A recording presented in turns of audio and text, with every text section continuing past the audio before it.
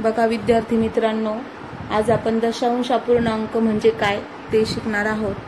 दशांश अपूर्णांक म्हणजे काय तर ज्याचा छेद 10, 100, 1000 किंवा 10000 असा म्हणजे 10च्या पटीत असतो किंवा ज्या अपूर्णांकामध्ये दशांश चिन्ह दिलेलं असतं, हे जे चिन्ह आहे याला दशांश चिन्ह असं म्हणतात, गणितामध्ये दिलेलं असतं त्याला दशांश अपूर्णांक असं म्हणतात। दशांश अपूर्णांक ज्या अपूर्णांकाचा छेद 10च्या पटीत असतो।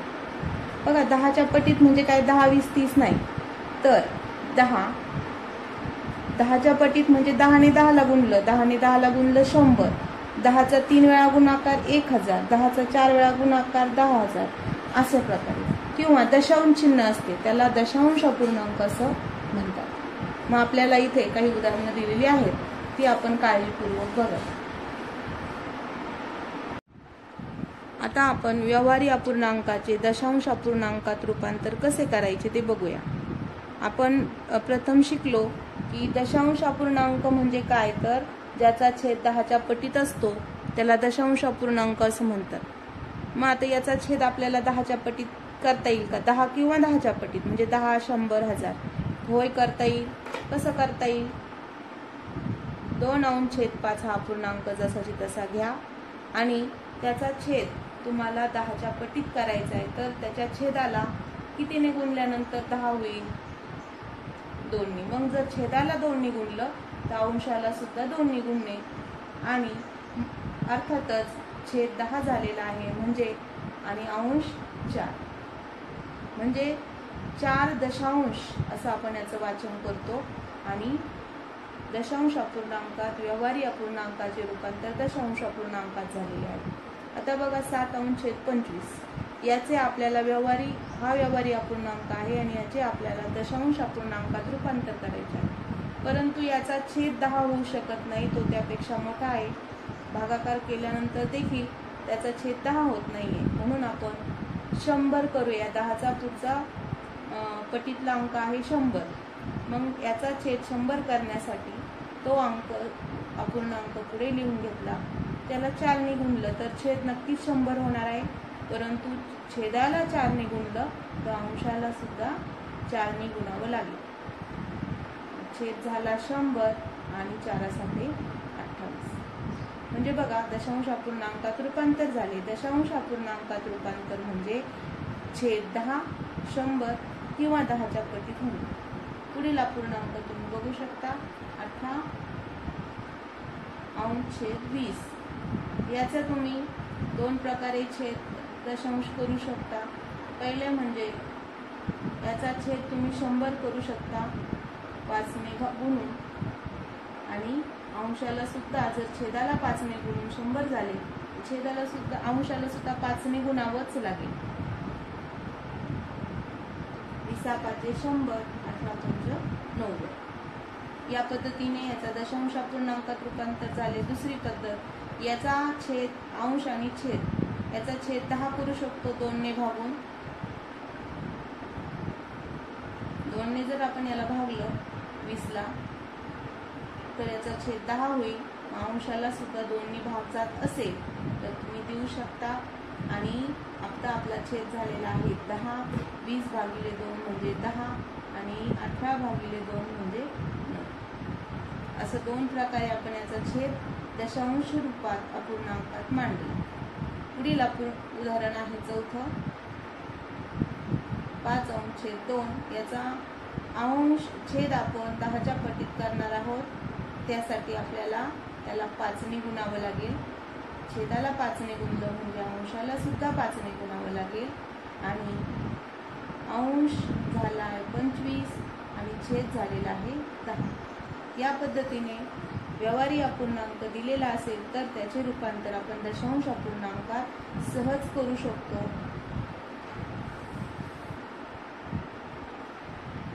आता बघा दशांश अपूर्णांकाची स्थानिक किमतीवर आधारित अनेक प्रश्न आपल्याला विचारले जातात।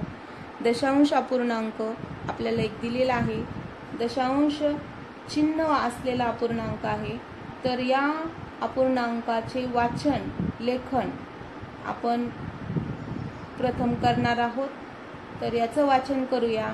12.79 असं याचं वाचन केलं जातं. पुन्हा एकदा बघा. 12 दशांश चिन्ह किंवा दशांश, फक्त दशांश, 7 9 2 9. आता याच्या प्रत्येक अंकाची स्थानिक किंमत काय आहे ते आपण बघणार आहोत. तर बघा याचे लेखन कसं करायचं. 12 आणि नंतर दशांश चिन्ह. या दशांश चिन्हाकडे विशेष लक्ष द्यायचं आहे. दशांश चिन्ह एकदा तुम्ही लिहिलं की या दशांश चिन्हाच्या पुढे म्हणजे डाव्या साईडला असतात पूर्ण, डाव्या साईडला असतात पूर्ण आणि उजव्या साईडला दशांश चिन्हाच्या पुढे असतात सर्व अपूर्ण. 7 9 2 9. आता बघा या दशांश चिन्हाच्या इकडे पूर्ण आहेत. ह्या दोनची किंमत आहे एकक, दशक. जसं आपण इतर संख्यांचं करतो शतक, हजार, 10,000 असं. परंतु दशांश चिन्हाच्या इकडच्या अंकांची स्थानिक किंमत आपण आता इथे जाणून घेणार आहोत. दशांश शेजारचा अंक लगतचा अंक आहे त्याचे स्थानिक स्थान आहे दशांश. त्याच्या शेजारचा पुढचा आहे तो आहे दशांश, नंतर येतो शतक, परंतु इथं आहे शतांश. नंतर दशक, शतक, हजार, पण इथं आहे सहस्रांश. सहस्रांश आणि दशसहस्रांश, दशसहस्रांश असे आपण लेखन करतो. म्हणजे लक्षात घ्या की दशांश चिन्हाच्या शेजारचा जो आहे त्याला दशांश म्हणतात, त्याच्या पुढचा शतांश, त्याच्या पुढचा सहस्रांश आणि त्याच्या पुढचा दशसहस्रांश, लक्षांश, दशलक्षांश अशा पद्धतीने त्याचं वाचन केलं जातं. आता यात आपल्याला प्रत्येक अंकाची स्थानिक किंमत आणि तो लहान आहे की मोठा आहे हे आपल्याला समजणं महत्वाचं आहे. तर जर 2ची किंमत तुम्ही लिहायला घेतली त्याची किंमत तुम्ही 2 एकक म्हणजे 2 लिहिणार. 1ची किंमत लिहायला घेतली तर 1 दशक म्हणजे 1 दशक 10 लिहिणार. तसंच आपल्याला याची किंमत लिहिता आली पाहिजे. मग 7 दशांशच्या घरात आहे म्हणजे तो कसा लिहायचा. तर त्या अंश छेदामध्ये जर आपण लिहायचं ठरलं तर आपल्याला 7 दशांश असं लिहितात. 7 दशांश. 9 शतांशच्या घरात आहे मग कसं लिहितात 9 शतांश. शत म्हणजे 100, त्याचा छेद 100 लिहायचा. दश म्हणजे छेद 10. 9 शतांश म्हणजे शत म्हणजे छेद 100चा अंश 9, 9 शतांश. 2 सहस्रांश. सहस्रचा अंश कोण आहे 2, म्हणजे सहस्र भाग केले. थोडक्यात खालचे भाग 7 10 आहेत त्यापैकी 7 भाग, खालचे भाग शत आहेत त्यापैकी 9 भाग, खालचे भाग सहस्र आहेत त्यापैकी 2 भाग. आता दशसहस्रांश. दशसहस्रांश त्यामध्ये आहे 9 दशसहस्रांश म्हणजे दशसहस्रांशचा 9वा भाग. दशसहस्र 10,000चा 9वा भाग. आता हे झालं अंश छेदामध्ये. मग आपण जर त्याला फक्त दशांश चिन्हामध्ये लिहायचं ठरलं तर कसं लिहिणार. तर बघा दशांश चिन्ह आणि लगेच शेजारी आहे म्हणून दशांशच्या शेजारी जसाची तसा आपण लिहिणार. 0 दशांश चिन्ह 7 म्हणजे 7 दशांश. आता हा 9 शतांशच्या घरात आहे मग शतचं दशांश घर 0 आणि हा 9 शतांश. नंतर 2 हा सहस्राच्या घरात आहे, मग दशांश घर 0, शतांश घर 0 आणि 2 कुणाच्या घरात आहे? सहस्रांश. नंतर 9 हा आता बघा 1 2 3 4 चौथ्या घरात आहे, म्हणजे दशांश घर 0, शतांश घर 0, सहस्रांश घर 0, 0 दशांश घर 0, शतांश घर 0, सहस्रांश घर 0 आणि दशसहस्रांश म्हणजे 9. अशा पद्धतीने आपण याची स्थानिक किंमत लिहिलेली आहे. तर तुम्ही 2 पद्धतीने स्थानिक किंमत लिहू शकता, 9 अंश छेदात आणि दशांश चिन्ह वापरून. पुढील याच्यामध्ये आपण याचेच यापैकी कोणता अंक लहान आहे आणि कोणता मोठा आहे हे बघणार आहोत. बघा, एक उदाहरण आपण लिहिलेलं आहे 10.9297 या अधोरेखित अंकांपैकी कोणत्या अंकाची स्थानिक किंमत जास्त आहे. अधोरेखित अंक म्हणजे इथं बघा 9 आणि 9 ह्या दोघं समान दिसत आहेत आणि कोणत्या अंकाची किंमत जास्त आहे, स्थानिक किंमत जास्त आहे. तर दर्शनी किंमत दोघांची 9 दिसते, परंतु स्थानिक किंमत मात्र वेगवेगळे असणारे. आपल्याला माहिती आहे दशांशच्या शेजारचा अपूर्णांक असतो दशांश आणि हा आहे शतांश आणि हा आहे सहस्रांश. समजून घेऊया. 9चा आपण छेद लिहिणार आहोत, दशांश म्हणजे 10 आणि या 9चा छेद लिहिणार आहोत 9, सहस्रांश म्हणजे 100. बघा, तुम्ही जर नीट विचार केला तर याचा अर्थ असा होतो 10 भागांपैकी 9 भाग. एखाद्या वस्तूचे, एखादी वस्तू म्हणजे समजा आपण असं समजूया की हा सफरचंद आहे आणि याचे तुम्ही 10 भाग केले आणि 10 भागापैकी तुम्ही 9 भाग घेतले. असंच दुसरं एक सफरचंद आहे सेम आकाराचं आणि त्याचे तुम्ही 1000 भाग केले आणि त्यापैकी तुम्ही 9 भाग घेतले. तर 10 भागापैकी 9 भाग जास्त की 10,000 भागांपैकी 10 भागापैकी 9 भाग जास्त की 1000 तुकडे केले आणि त्यापैकी 9 तुकडे घेतले तर ते जास्त. ते अतिशय कमी येणार आहे. बघा, 1000 तुकडे केले म्हणजे अतिशय बारीक बारीक तुकडे होणार आणि त्यापैकी 9 म्हणजे कमीच.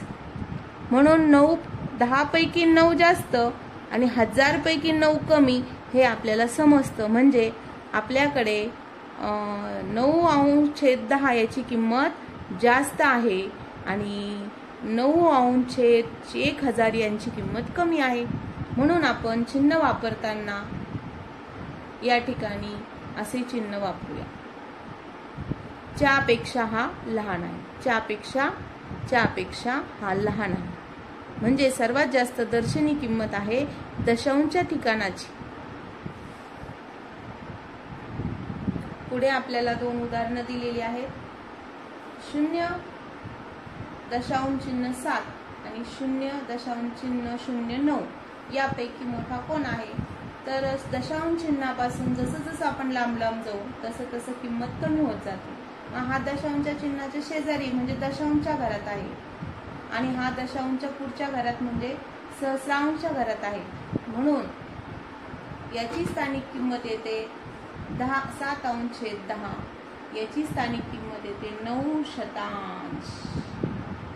9चा 100चा 9वा भाग आणि याचा आहे 10चा 7वा भाग. म्हणजे हा दशांशच्या घरात आहे. मग आपण सहज सांगू शकतो की 7 या 0.7 हा अपूर्णांक मोठा आहे कुणापेक्षा, यापेक्षा, आणि याच्यापेक्षा हा लहान आहे. च्यापेक्षा लहानचं चिन्ह आपण इथं दिलेलं आहे.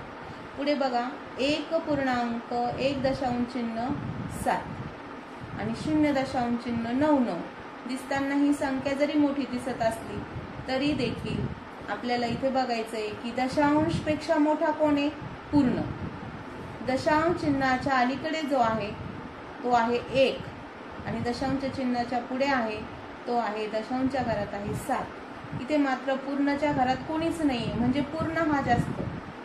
कोणत्याही संख्येला, कोणतीही संख्या तुम्ही लिहा, कितीही मोठी संख्या लिहा, लक्षात ठेवायचं की दशांश चिन्ह जसं जसं आपण उजव्या दिशेला जातो तसं तसं स्थानिक किंमत ही कमी होत जाते आणि जसं जसं तुम्ही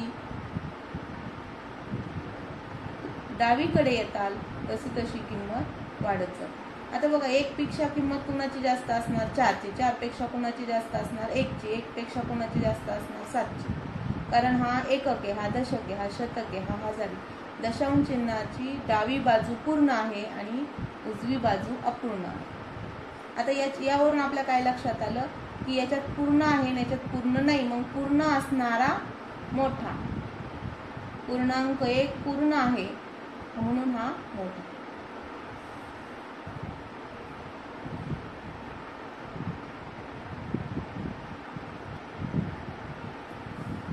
या भागात आपण दशांश अपूर्णांकाचे दशांश चिन्ह वापरून रूपांतर करणे हे बघणार आहोत. दशांश चिन्हाचा वापर आपल्याला करायचा आहे आणि हा दशांश अपूर्णांक आहे. दशांश अपूर्णांक अंश छेदात दिलेला आहे. याचं रूपांतर आपल्याला जर दशांश चिन्ह वापरून करायचं असेल तर प्रथम आपण अंश लिहून घ्यायचा. अंश आहे 7 आणि ट्रिक्स त्याच्यामध्ये अशी आहे की छेदामधील जो 10च्या पटीत आहे त्याच्यावर जेवढे शून्य आहेत ते शून्य तेवढी घरं आपल्याला दशांश चिन्हाच्या उजव्या बाजूला सोडायची. 2 चिन्ह शून्य आहेत तर दशांश चिन्ह देण्याच्या आधी 2 घरं उजवीकडे मोजून घ्यायची. 1 घर दुसरं घर नव्हतं त्याच्यासाठी तयार करा आणि 0. म्हणजे थोडक्यात याचं वाचन जर तुम्ही केलं तर तुमच्या लक्षात येईल 7 शतांश. म्हणजे दशांच्या घरात 0 आणि 7ला शतांशच्या घरात नेऊन ठेवायचं. आता बघा, याचं वाचन जर तुम्ही केलं तर 17 दशांश. मग 17 हा दशांशच्या घरात 17 मधील जो एकक आहे, एकक तो आहे 7. तो आपण दशांशच्या घरात नेऊन ठेवायचा आहे. म्हणजे काय, हा जो 7 आहे हा दशांशच्या घरात ठेवायचा आहे. मग 7 जर दशांशच्या घरात ठेवायचा असेल तर चिन्ह इथं द्यावं लागतं. म्हणजे 1 पूर्ण आणि 7 दशांश. पुन्हा एकदा बघा, 17 दशांश आहे. दशांश म्हटल्यावर लक्षात ठेवायचं तुम्ही ज्याचा तुम्ही उच्चार कराल. आता समजा इथं तुम्ही शतांश म्हटला तर 7 हा कुणाच्या घरात नेऊन ठेवला, शतांशच्या. इथं मात्र 2 अंकी संख्या आहे. इथं 17 आहे परंतु याचा एककाचाच नेहमी विचार करायचा. एकक हा जो छेदाप्रमाणे आहे तिथं नेऊन ठेवायचा. छेदात आहे दस म्हणजे दशांश आहे तर दशांशच्या घरात आपण 7 नेऊन ठेवलं. आता बघा, चौथं उदाहरणाकडे जाऊया डायरेक्ट की हा आहे 17 सहस्रांश. आता बघा, आपल्याकडं दशांश चिन्ह दिलं. दशांश चिन्ह देताना लक्षात घ्या की आपण इथं लिहिला दशांश, शतांश आणि सहस्रांश. सहस्रांश. आता आपल्याला हा 7 आहे तो सहस्रच्या घरात नेऊन ठेवायचा आणि नंतर 1 लिहायचा. शतांशच्या घरात येईल आणि दशांश चिन्ह. म्हणजे आपलं उत्तर बरोबर. अजून आपल्याला ट्रिक्स वापरता येईल की हा 17 लिहून घेतला, याच्याकडे किती शून्य, 1 2 3. मग आपल्याला उजव्या साईडनी 3 घरं सोडायची. 1 2 घरं सोडलेली आहेत. तिसरं घर नाहीये तर तयार करूया 0 वापरून. आणि दोनही पद्धती आहेत. हे समजून करायचंय आणि हे ट्रिक्सनी करायचं.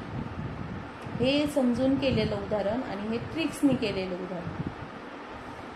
आता हा 9 दशांशच्या घरात आहे म्हणजेच दशांश चिन्ह द्यायचं आणि 9 दशांशच्या घरात नेऊन ठेवायचं आणि पूर्ण. ट्रिक्सनी जायचं म्हटलं तर 9 लिहून घेतला आणि किती शून्य आहे तेवढे घरं सोडून दशांश चिन्ह. इथे सुद्धा आपण त्याला शतांशच्या घरात ठेवलं, याच्याऐवजी आपण 7 घेतला आणि किती शून्य आहे 2 घरं तर 2 शून्य, 2 शून्याची 2 घरं. एक घर आपल्याकडे आहे, अजून 1 घर सोडलं. उत्तर बदलत नाही परंतु एक समजून केलेलं आहे आणि एक ट्रिक्स वापरून केलेलं. या उदाहरणामध्ये 12 पूर्ण आहेत, 12 दशांश चिन्ह 7 तर या उदाहरणामध्ये 12.79 असं हे उदाहरण आहे आणि यामध्ये छेद दशांश आहे, दशांशच्या पटीत आहे, म्हणजे हा दशांश पूर्णांक युक्त अपूर्णांक आहे.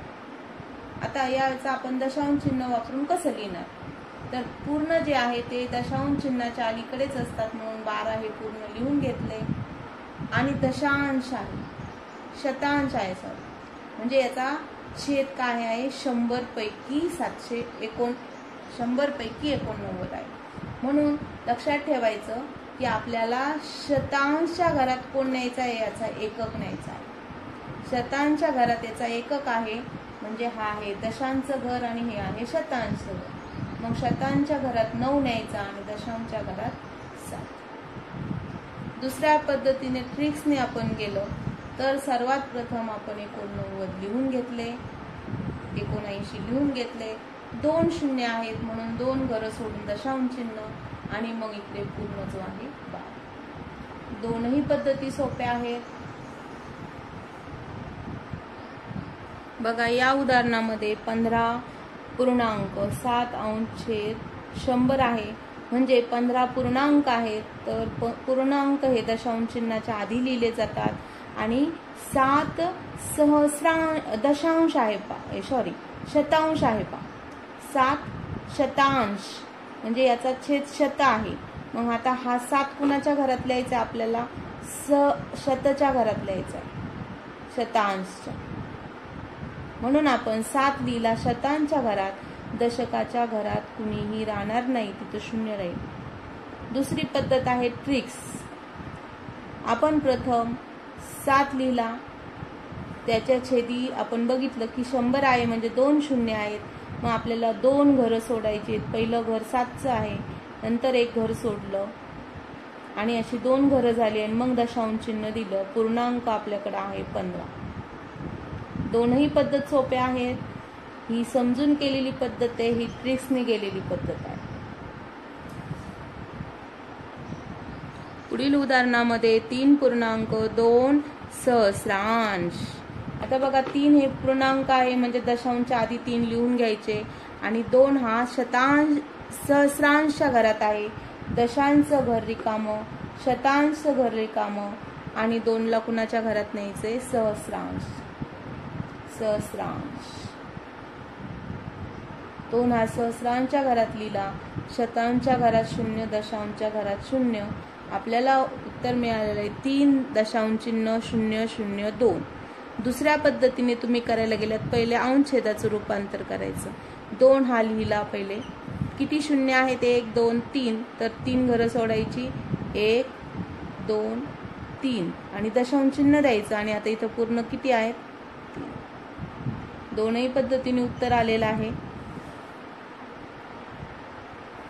दशांश चिन्हाची बेरीज वजाबाकी बघणार आहोत. एक उदाहरण आपण लिहूया.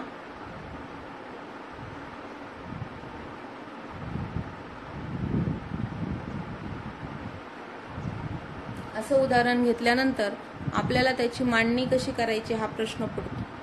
तर बघा, आपण प्रथम ज्याप्रमाणे आपण एकक दशकचे कप्पे आखतो त्याप्रमाणे आपण जर कप्पे आखून हे उदाहरण सोडवलं तर आपलं झटपट सुटेल आणि आपला अंक इकडे तिकडे होणार नाही आणि आपले चुका कमी होतील.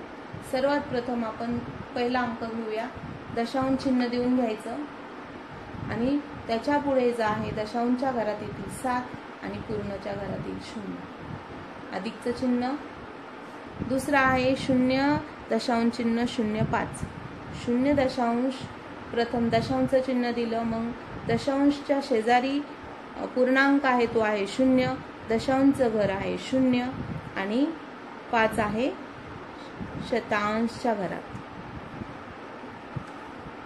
पुढचा आहे 3.231. मग आपण दशांश चिन्ह देऊन घेतलं. दशांशच्या इकडे पूर्ण आहे 3 आणि दशांशच्या घरात आहे 2, शतांशच्या घरात आहे 3 आणि सहस्रांशच्या घरात आहे 1. असं जर आपलं दशांश चिन्हाच्या खाली दशांश चिन्ह आले तर आपलं उदाहरण अजिबात चुकणार नाही.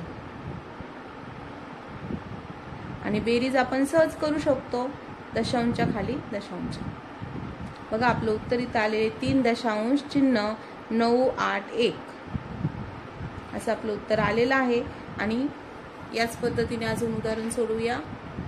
आता आपण वजाबाकी घेतलेली आहे आणि पहिल्यासारखंच आपल्याला कप्पे आखून घ्यायचे आहे.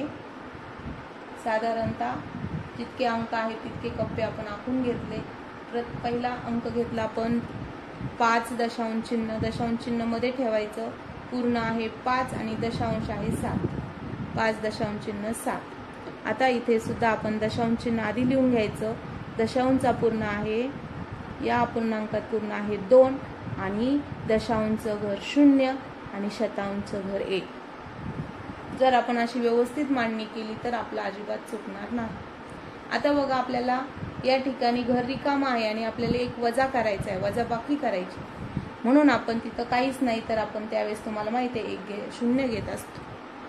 शून्यातून 1 जात नाही म्हणून शेजारच्याकडून इतर वेळेस आपण वजाबाकी करतो त्याचप्रमाणे करता येते. शून्याला आपण हातचा दिला 1 आणि आपल्याकडे राहिला 6. 10तून 1 गेला 9. 6 दशांश चिन्हाच्या खाली दशांश चिन्ह आणि 5तून 3 वजा झाले 2 वजा झाले 3. 3 दशांश चिन्ह 6 9. हे उदाहरण पुन्हा पहा आणि यासारखी काही उदाहरणं तुम्ही स्वतः सोडवा. ही काही उदाहरणं आहेत जी आपल्याला सोडवण्यासाठी स्वाध्याय म्हणून दिलेली आहेत. तर ही सोडवून पहा, नक्कीच सुटतील.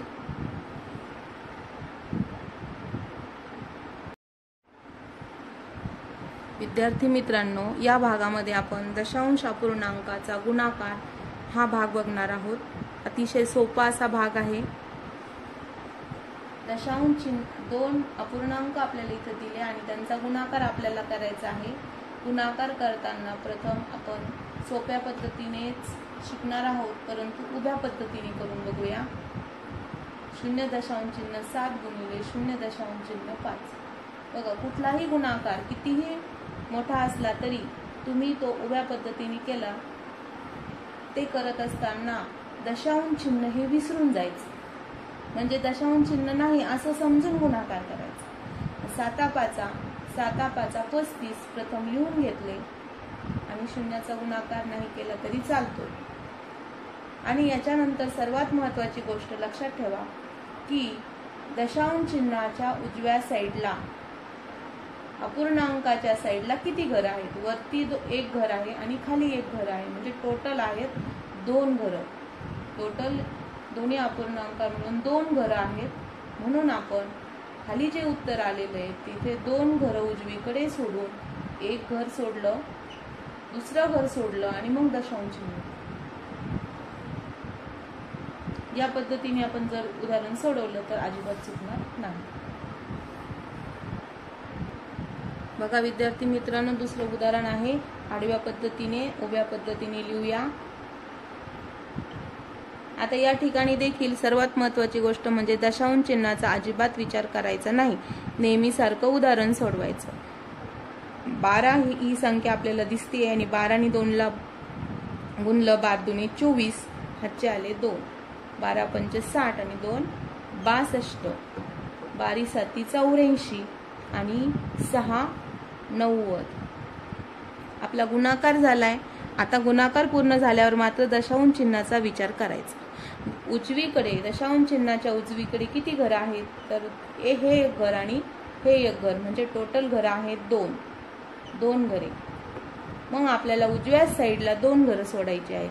हे 1 घर सोडलं, हे 1 घर सोडलं, 2 घरं झाली. आता दशांश चिन्ह. अशा पद्धतीने आपलं उत्तर पूर्ण झालेलं आहे. या उदाहरणामध्ये उभी मांडणी करूया. 15.5 गुणिले 0.11 आणि आपल्याला नेहमीप्रमाणे लक्षात ठेवायचं, गुणाकार करताना आधी दशांश चिन्हाचा विचार करायचा नाही. तो 11 ही संख्या आपल्याला दिसते. 11 ने आपण वरती सर्व अंकांना गुणूया. 11 5 55, हातचे आले 5. 11 5 55 आणि 5 60.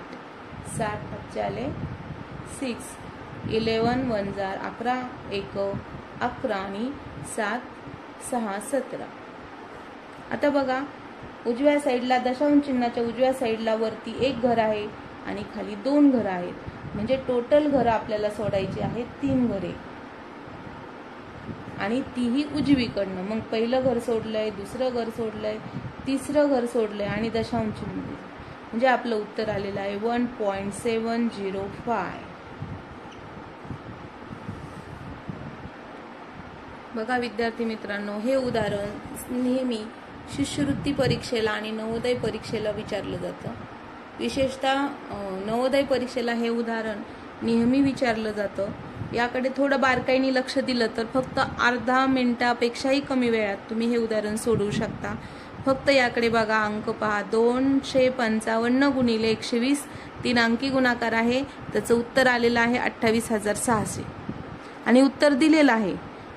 तर आपल्याला याचं उत्तर काढायला लावलंय. एक नीट निरीक्षण केलं तर आपल्या लक्षात येईल 255चे सर्व अंक इथे आहे आणि 120चे पण सर्व अंक इथे आहे, फक्त दशांश चिन्ह दिलंय.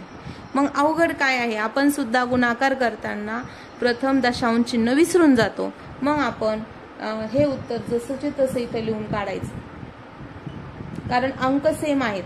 आता फक्त दशांश चिन्हाचा विषय आहे. दशांश चिन्ह या बाजूला 2 घरं आहेत, या बाजूला 2 घरं आहेत, बरोबर. मग एकूण किती घरं आपल्याला घ्यायची? 4 घरं सोडायची आहेत. पहिलं घर सोडलं, दुसरं घर सोडलं, तिसरं घर सोडलं, चौथं घर सोडलं. आता आपलं उत्तर आलेलं आहे 2.8600. अतिशय सोपं आहे. बघा विद्यार्थी मित्रांनो, दुसरं उदाहरणही तसंच आहे. 7920 गुणिले 77 आणि त्याचं उत्तर आपल्याला इथं दिलेलं आहे 6,09,840. आणि आपल्याला विचारलेलं उदाहरण इथे आहे. त्याचा परत गुणाकार करण्याची गरज नाही. अंक बघून घ्या, सेम अंक आहेत, फक्त दशांश चिन्ह आहे.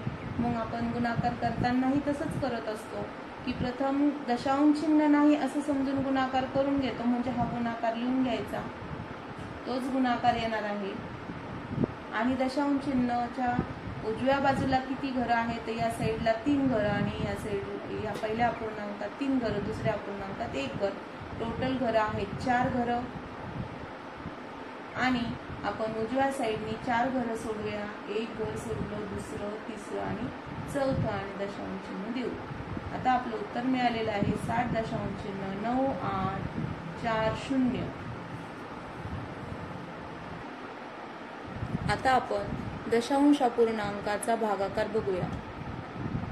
दशांश अपूर्णांकाचा भागाकार बघत असताना आपण एक गोष्ट लक्षात घ्या की आता दोन्हीकडे दशांश चिन्ह आहे आणि आपल्याला दशांश चिन्ह असणारा पाडा मात्र येत नाही. प्रथम आपण याचे रूपांतर अंश छेदात करून घेऊया. म्हणजेच काय? उभा भागाकार करूया. 6.2 छेदी 0.2 असं आपण करणार आहोत. अतिशय सोपी ट्रिक्स आहे. आता आपल्या लक्षात घ्या की आपल्याला 0.2चा पाडा येत नाही, परंतु आपल्याला 2चा पाडा मात्र येतो. म्हणून आपण दशांश चिन्ह हे उजव्या साईडला जो 2 येईपर्यंत 2 घरं नेणार आहोत, जेणेकरून याचं रूपांतर 2 पूर्णांक मध्ये होईल. 2 घरा इकडं, 1 घर इकडं गेल्यानंतर 2च्या पुढे दशांश चिन्ह गेल्यानंतर म्हणजे 1 घर सोडून दशांश चिन्ह गेले आणि मग आपल्याला 2 पूर्ण झाले तयार. आता आपण 2चा पाडा म्हणू शकतो, परंतु त्याआधी लक्षात ठेवा, जर छेदामध्ये 2 घर दशांश चिन्ह उजव्या साईडला सरकवलं तर अंशामध्ये सुद्धा आपल्याला 2 घर दशांश चिन्ह, 1 घर दशांश चिन्ह उजव्या साईडला सरकवावं लागणार आहे. म्हणजे बघा, वरती आपल्याला पूर्ण संख्या मिळाली 62 आणि खाली सुद्धा आपल्याला पूर्ण संख्या मिळाली 2. आता आपण दशांश चिन्ह नाही लिहिलं तरी चालणार आहे, कारण पूर्णांकाच्या पुढे काहीच नाहीये. मग पूर्ण पुढे चिन्ह नाही लिहिलं तरी चालतं. आता पूर्ण संक्षिप्त रूप देऊया किंवा म्हणजेच भागाकार करूया. 2×6 2×1 आपलं उत्तर इथं आलेलं आहे 31. अशीच काही उदाहरणं बघूया. या उदाहरणात देखील दशांश चिन्ह दोन्हीमध्ये आहे, म्हणून आपण त्याचा अंश छेदामध्ये मांडणी करून घेऊया. आपल्याला 1.2चा पाडा येत नाही, परंतु आपल्याला 12चा पाडा येणार आहे. म्हणून आपण त्याचं रूपांतर दशांश चिन्ह 1 घर पुढे नेऊया. ज्यावेळेस आपण दशांश 1 घर पुढे नेऊ म्हणजेच बघा त्याचे 12 पूर्ण अंक पूर्ण 12 होते, पूर्ण अंक 12 मिळेल आपल्याला. आणि जर छेदामध्ये 1 घर पुढे नेलं तर अंशामध्ये सुद्धा दशांश चिन्ह 1 घर पुढे नेऊया म्हणजे हा पूर्ण 48 भेटेल. आता आपण सहज भागाकार करू शकतो. 12 × 12, 12 × 24, 12 × 36 आणि 12 × 4 48. आपल्याला उत्तर मिळालेलं आहे 4. बघा अशी काही उदाहरणं येतात, नवोदय परीक्षेला विशेष करून आलेली आहेत. तर यामध्ये देखील आपण जर काळजीपूर्वक निरीक्षण केलं तर आपल्याला एक लक्षात येईल की आपल्याला अपूर्णांकाची बेरीज करायची आहे. दशांश अपूर्णांकाची, अंश छेदामध्ये दशांश अपूर्णांक आहे आणि त्याची आपल्याला बेरीज करायची आहे. अपूर्णांकाची जर बेरीज करायची असेल तर पहिला नियम आहे यांचा छेद सारखा असावा. मग छेद सारखा करत असताना एक गोष्ट लक्षात घ्या की दशांश अपूर्णांक आहे, छेद सारखं करणं अजिबात अवघड नाही. 0.007 याचा छेद आहे 7, तर याचा छेद आपण सहज 7 करू 0.7, तर याचा सुद्धा आपण 0.7 करू शकतो. म्हणून हा असाच लिहून घेतला आणि याचा मात्र छेद याच्या एवढा करूया. कसा करता येईल तर बघा आपण आधीच काही उदाहरणं केली होती त्याप्रमाणे याचं रूपांतर आपण छेद याचा 7 करूया म्हणजे आपल्याला दशांश चिन्ह 1 घर इकडे घेऊन जावं लागेल. आणि अंश सुद्धा जर छेद 1 घर उजवीकडे नेलं तर अंश सुद्धा 1 घर उजवीकडे न्यावं लागेल म्हणजे आपल्याला पूर्णांक भेटणार आहे. आपलं हे दशांश चिन्ह 1 घर येईल वरचं आणि खालचं देखील 1 घर पुढे सरकेल 0.7. आता आपण छेद सारखा झाल्यामुळे सहज बेरीज करू शकतो. आता आपण छेद जसाची तसा लिहायचा आणि अंशाची बेरीज करायची. अंश आहे 0.07 आणि 7.0. आपलं उत्तर आलेलं आहे 7.07. आता बघा हे उत्तर मात्र आपल्या पर्यायामध्ये नाही. आपलं दशांश यामध्ये उत्तर आले ज्याचा छेद 10च्या पटीत आहे, दशांश अपूर्णांकामध्ये रूपांतर आलेलं आहे. मग आता याचं रूपांतर आपल्याला दशांश अपूर्णांकात करता येईल का? करूया. प्रथम आपण याचा संक्षिप्त रूप करण्याचा प्रयत्न करू. ते करत असताना भागाकार करत असताना आपल्याला पूर्ण 7चा पाडा येतो म्हणून आपण पुन्हा दशांश चिन्ह 1 घर पुढे सरकवूया. जर खालचं 1 घर पुढे सरकलं तर वरचं देखील दशांश चिन्हाने 1 घर पुढे सरकेल म्हणजे 7, 0 आणि 1 घर पुढे सरकल्यामुळे दशांश चिन्ह इथे आले आणि 7चं देखील 1 घर इथे गेल्यामुळे 7.0 म्हणजे 7 आता आपल्याला पूर्ण मिळालेला आहे. आता आपण पूर्ण भाग देऊ शकतो. 7 1 7, 7 0 0 दशांश चिन्ह परत या 7ला भाग द्यायचा आहे 7 1 7. असं आपलं उत्तर आलेलं आहे 10.1. आता जर तुम्हाला याचं उत्तर अंश छेदात लिहायचं असेल तर तुम्ही ते लिहायचं आहे दशांश चिन्ह आपला काढून टाकायचा आणि 1 घर दशांश चिन्हाच्या उजव्या साईडला होतं म्हणून छेदामध्ये 1 0 असलेला अंक येईल म्हणजे तो म्हणजे 10, कारण हा दशांश अपूर्णांक आहे. हे उदाहरण, अशा पद्धतीची उदाहरणं नवोदयला मोठ्या प्रमाणावर विचारली जातात.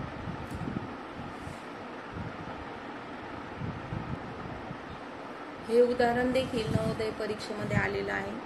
याकडे जरा नीट लक्ष दिलं तर आपल्या लक्षात येईल की इथं गुणाकार पण आहे आणि भागाकार पण आहे. परंतु जर गुणाकार करत बसलं तर आपल्याला जास्त वेळ लागेल म्हणून आपण हे उदाहरण भागाकार पद्धतीने सोडूया. आता बघा पहिला अपूर्णांक आपण हा जर घेतला 36.2 0.36 आणि 0.03. तर बघा आपल्याला 3चा पाडा येत नाहीये असं आपण समजतो, म्हणजे 0.3चा 0.03चा येत नाही, 3चा येतो. मग आपल्याला याची 2 घरं आपल्याला पुढे न्यायचं आहे दशांश चिन्ह, म्हणजे आपल्याकडे अपूर्णांक येणार आहे 0. आणि जर खालचे 2 घरं नेले तर वरची सुद्धा 2 घरं आपल्याला न्यावी लागतील दशांश चिन्ह, म्हणजे वरती अंशात येईल 36 आणि छेदात येईल 3. कसं ते लक्षात घ्या. इथं त्याच्या पुढे दशांश चिन्ह नेलं, त्याच्या पुढे नेलं म्हणजे 36 पूर्णांक झाला आणि पुढे काहीच नाही म्हणजे 0 आहे, तर 0 नाही लिहिला तरी चालतो, म्हणून आपण तो लिहिणार नाही, फक्त 36 अंश छेद 3 लिहिणार. पुढचा अपूर्णांक आहे 2 दशांश चिन्ह 7 आणि 0 दशांश चिन्ह 6. आता बघा आपल्याला 0.6चा पाडा येत नाहीये, म्हणून आपण 2 घरं त्याचं 6त रूपांतर करण्यासाठी 2 घरं दशांश चिन्ह घेऊन जाणार आहोत पुढे, म्हणजे आपल्या येईल 6 दशांश चिन्ह. हे 6 दशांश चिन्हाच्या पुढे 6च्या पुढे दशांश चिन्ह आले. आता जर छेदात 2 घरं गेलाय तर अंशात सुद्धा 2 घरं, परंतु अंशात एकच घर उजवीकडे आहे, अजून एक घर आपण तयार करूया आणि मग दशांश चिन्ह पुढे नेता येईल आपल्याला. का 2 घरं गेलो तर छेदात 2 घरं गेलोय, म्हणून अंशात 2 घरं गेलोय. आता आपला अपूर्णांक आपल्याला दुसरा अपूर्णांक मिळालेला आहे 270 अंश छेद 6. तिसरा आहे 0 दशांश चिन्ह 01 छेदी 02. आता बघा आपल्याला इथे देखील 2चा पाडा येत नाहीये किंवा आपल्याला 0.1 सुद्धा शोधता येणार नाहीये, तर आपण वरून प्रोसेस करूया. 2 घरं आपण पुढे जाऊया, म्हणजे आपल्याला कमीत कमी 1 येईल. 2 घरं वरती पुढे गेलो तर खाली देखील 2 घरं आपण दशांश चिन्ह पुढे जाणार आहोत. मग वरती 2 घरं गेल्यानंतर आपल्याला अंशात मिळणार आहे 1 आणि 1च्या पुढे दशांश चिन्ह जाणार आहे. छेदात मात्र परिस्थिती अशी आहे की आपल्याकडे फक्त 2 आहे आणि वरती तर 2 घरं गेले, म्हणून आपल्याला इथं 2 घरं तयार करू, दुसरं घर तयार करून घेऊया. दशांश चिन्ह दिलंय. आता दशांश चिन्हाच्या पुढे 0 देत असतात, परंतु नाही दिला तरी चालतो, कारण हे 20 पूर्ण झाले आणि 1 पूर्ण झालं. आता बघा आपल्याला नॉर्मल संख्या दिसत आहेत आणि आपण याचं संक्षिप्त रूप सहज करू शकतो. 3 ने 36ला भाग जातोय, 3 1 3, 3 2 6. 6 ने मात्र याला भाग जातोय का बघूया. 6 ने 12ला भाग जातोय, 6 1 6, 6 2 12. आपल्याला जे सोपं दिसेल ते आपण करून घ्यायचं. नंतर इथं 2 राहिलाय बघा अंशामध्ये, लक्षात ठेवा. नंतर इथे 1 0 कटलाय आणि इथे 1 0 कटलाय. संक्षिप्त रूप करतोय. आता आपल्याकडे अंशामध्ये 2 इथे 2 आहे, छेदात इथे 2 आहे. 2 कटला आणि हा 2 बे जरी लांब आहे तरी त्यामध्ये चिन्ह गुणाकाराचे आहे, म्हणजे संक्षिप्त रूप होऊ शकतो. म्हणजे हा 1. अंशामध्ये फक्त शिल्लक राहिलाय 27 आणि छेदामध्ये कोणीच शिल्लक राहिलेला नाही, म्हणजे आपलं उत्तर आलेलं आहे इथे फक्त 27.